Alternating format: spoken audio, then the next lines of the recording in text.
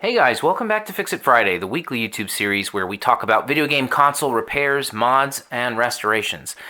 So today I've actually got another Super Nintendo. So sometimes, I get these things in waves, and so, this is an interesting one because it's a little bit different from what you normally see. So yeah, as you guys can probably tell in the video image, it plays games, but this one has really, really messed up colors. So what I'm going to do today is kind of go through the process that I normally go through when I'm trying to diagnose situations like this.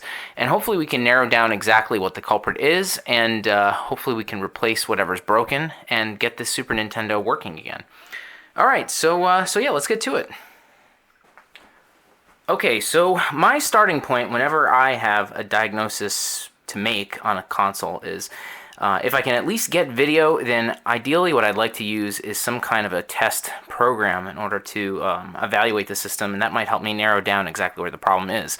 Not every console has this, but the Super Nintendo definitely does.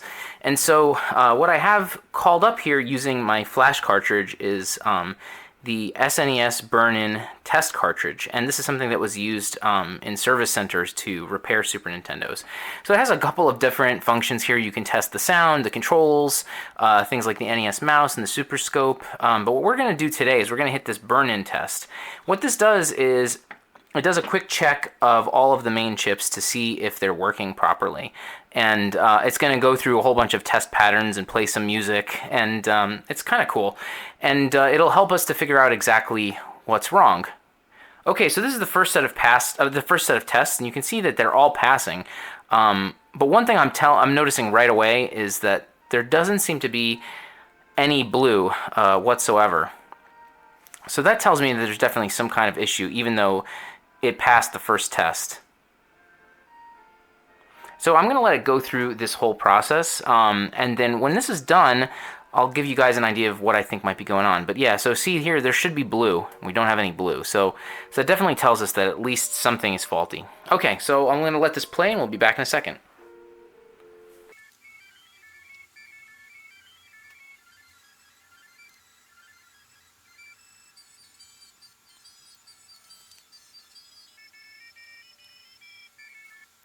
Alright, so I went through that whole test, and it mostly ran the way it's supposed to. So that test does things like test mode 7 and all the different, operation modes of the Super Nintendo. It's actually really cool because it plays a SNES rendition of the music from Zelda 2, A Link to the Adventure of Link. So yeah, I would definitely say even if you don't have problems with the Super Nintendo, it's definitely a cool ROM to check. But anyhow, so yeah, again, it's clear that we've got problems with the color blue. So what I've done now is I've loaded up something called the 240p test suite with my flash cartridge. This lets me look at things, like you can use this to calibrate a monitor, but what I really want to look at are colors here. So this is a image with color bars, and so what you're supposed to see is a range of red, green, blue, and then white. And so you can see that there's no blue whatsoever. That whole region there is black. So now we got to figure out where the problem is so that blue isn't being generated. So there's a couple of different candidates, and so what I'm going to do now is I'm going to go to the schematics for the Super Nintendo, and I'm going to use that as a starting point to figure out where I should start looking. Alright, so what I have over here is the schematics for the Super Nintendo, and I got these from Console 5's Tech Wiki, which is just in general an excellent source of information for all sorts of consoles. And so what we're going to do is we're going to use these schematics to kind of work our way backwards and try to figure out where the RGB signals are coming from. So here's the AV multi-out. Oops. Let me zoom back in over there. So yeah, this is the AV multi-out. So all of your video signals and audio signals are going to go here. So you've got your composite video, your S video, your RGB, and your C-Sync all coming to this multi-out jack. So what we can do is we can work backwards from here, and we can try to figure out where that information is coming from. So if we do that, and I'm not going to go through all the particulars, but it takes us to this chip over here. This is the SENC. This is the Rgb Video Encoder. So this chip takes the RGB, and from there it derives a whole bunch of other video signals, including S-video and composite. So it could be that this chip here is faulty, but RGB comes from somewhere else. So if we follow the signals from there, you see these AG, AB, and AR. If we follow those, they'll take us to another much larger chip, and this is called the PPU-2. So the Super Nintendo has three main chips. It's got your CPU, and then it's got something called the PPU-1 and the PPU-2. Those are the picture processing units.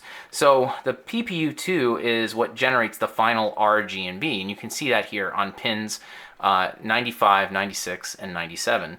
So what I'm going to do now is I'm going to go ahead and I'm going to connect my oscilloscope to this Super Nintendo, and we're going to look at the RGB lines, and we're going to see if they're looking good on the PPU. If they are, then I'm going to suspect that Rgb encoder and maybe try to replace that. However, if the signals look bad here, this is the point of origin, so then that means that this chip has problems and that we should go ahead and replace it. Alright, so I'm back and I've got my oscilloscope all set up. And what I'm going to do with this oscilloscope is I'm going to use it to just probe the R, G, and B signals coming off of the PPU-2, and hopefully that'll help me figure out if the problem is located there or if it's located somewhere else. So what I've got basically is I have a probe set up right here. And so one end is hooked into ground, which you can't really see in the shot. I'm sorry about that. Let me just scoot over just a little bit. Yeah, so you can see here the probe is connected to ground here, and then I'm going to probe with this tip, and I'm going to see how the R, G, and B signals look by touching the pins that are responsible for it. So that would specifically be pins 97, 96, and 95. So let me figure out real quick which one is blue, but we're going to go ahead and touch all three of those, and we're going to see what those RGB signals look like. And as you can probably see in the background, I've got the 240p test suite still open, so it's supposed to be pulsing all three types of color. So just give me 1 second. Okay, so pin 97 is supposed to be blue. So let's go ahead and see if I can do that on camera. Not the easiest thing in the world.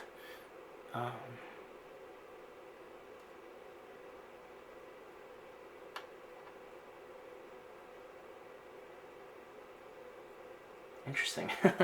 Okay. It's tricky because I don't have a lot of light here.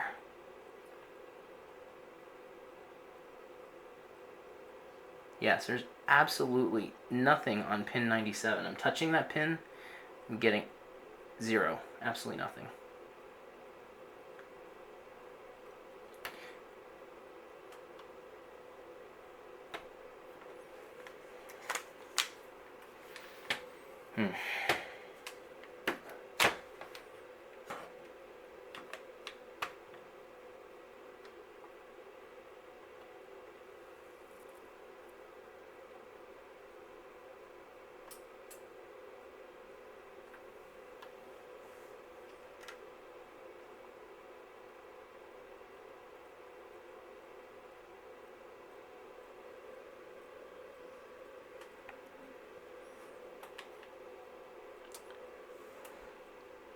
Okay, right now you can see I think I'm touching green here, and you can see that there's definitely a pattern. Hang on just 1 second. All right, so it was pretty tough to do that on camera. So what I ended up doing was just managing to get a good single image of one of the RGB lines, and then just pausing it so that you guys could see what that looks like. And yeah, I'm just going to kind of explain what I ended up doing. So I ended up taking, the probe, which has a very fine point, and I was carefully trying to touch the R, G, and B pins and seeing if I could get any kind of output. So when I ended up touching the R and the G pins, I ended up getting responses that were similar to this, which again suggests that they're working properly, they're generating red and green, and we also know that, of course, because we can see it on our monitor. However, when I went over to the blue line, I had an absolutely perfect flat line, so again, it was suggesting that the problem here is the PPU, and it's not the RGB encoder. What was also interesting is that if I shorted the green and blue lines together, the green would start having a bluish sort of tint to it. So again, it suggests that there's a problem with the RGB generation coming out of the PPU-2. So the next thing that we're going to do is we're going to go ahead and take the board out of the shell, and we're going to replace that PPU-2. I'll show you how to do that, and yeah, that's what we're going to go for next. Okay, so the motherboard is removed, and we're ready to go ahead and try to remove this PPU2 over here. And the best way to do this is to use Chip Quick. And I've used this on the channel many times before. I cannot praise this stuff enough. But for those of you who haven't seen those videos, the Chip Quick is basically a low temperature solder, and it stays liquidy and molten at lower temperatures like 300 degrees Celsius. So it's great for stuff like this PPU, because this thing has 100 pins and it's all surface mount. So you could imagine trying to remove this, I don't know, one by one or something like that would be insane, and you'd probably end up damaging the board. In this particular case, I don't care about the chip. I know the chip is bad, so I'm just going to try to remove it with the Chip Quick, but I also need to be careful because I don't want to rip up any of these pads. So the first thing you do is you add flux, and it's a special kind of flux that comes with the Chip Quick, and that's what you guys saw me do just now.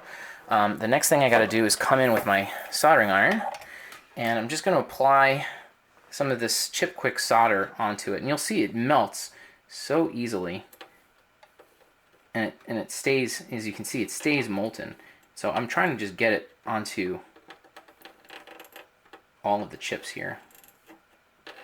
And I just went overboard, but that's fine. It does not matter. The goal here is, again, just to kind of get this stuff all over the place.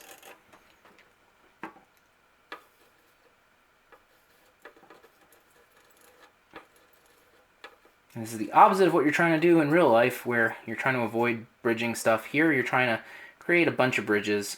You don't want to have a pad that isn't treated with Chip Quick, because that one will take a lot longer to melt, and then you run the risk of ripping that pad up when you're starting to remove the chip.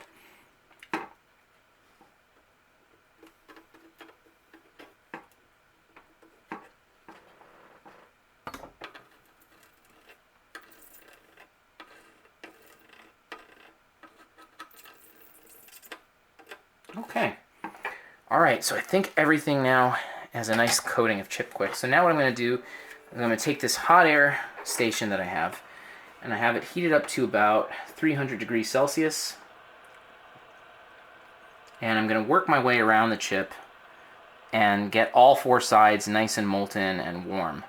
And then at some point, once I think I'm ready, I'm going to go ahead with these tweezers here, and I'm going to try to pull up the chip. And this is something where you just got to be careful. You really want to make sure everything is melted, but as long as it's all melted, then we should be okay. We can pull this chip up without doing any damage to the board.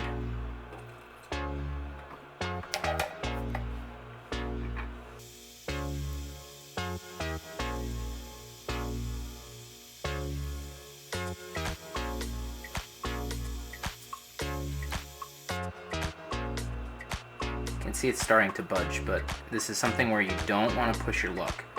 You want to take your time and make sure that all four sides are molten before you make an effort to remove the chip.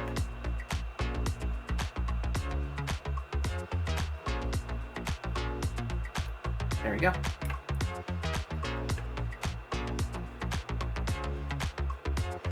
Okay. So you see, it's not that bad. With Chip Quick, something like this is actually pretty easy. So what we're going to do now is we're going to come in with some solder braid and some flux, and we're going to clean all this junk up because this stuff is all over the place, and we need to get rid of it before we add our replacement chip back in.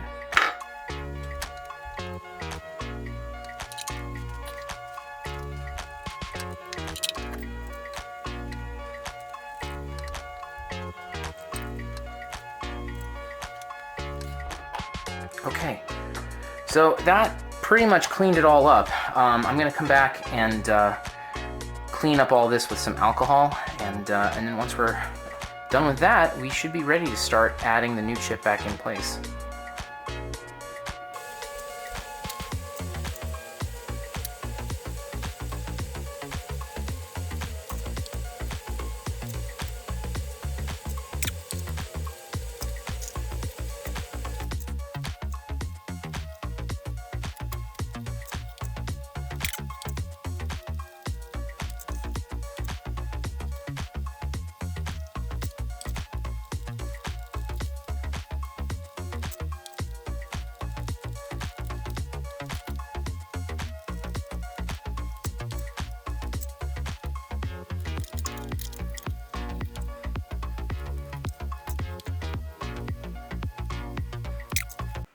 All right, so I've got everything back into the shell and I've put everything together.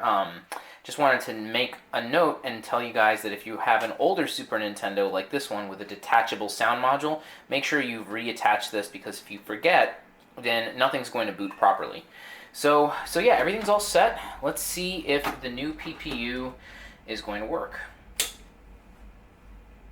Ha! Nice. Okay, awesome. That looks great. It's got plenty of blue on the screen. Everything is looking very good right there. So let me go ahead and grab a cart.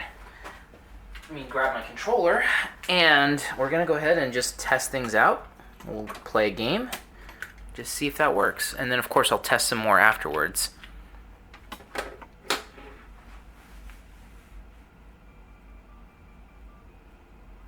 Okay, that looks much, much better. All right, so that seems to have solved the problem. So it was the PPU. That's what our oscilloscope and our deduction process was telling us. And hopefully this video shows you that, you know, even though from the surface a chip like that looks intimidating, with the right tools and techniques, it's actually not that bad to remove a chip like that and replace it.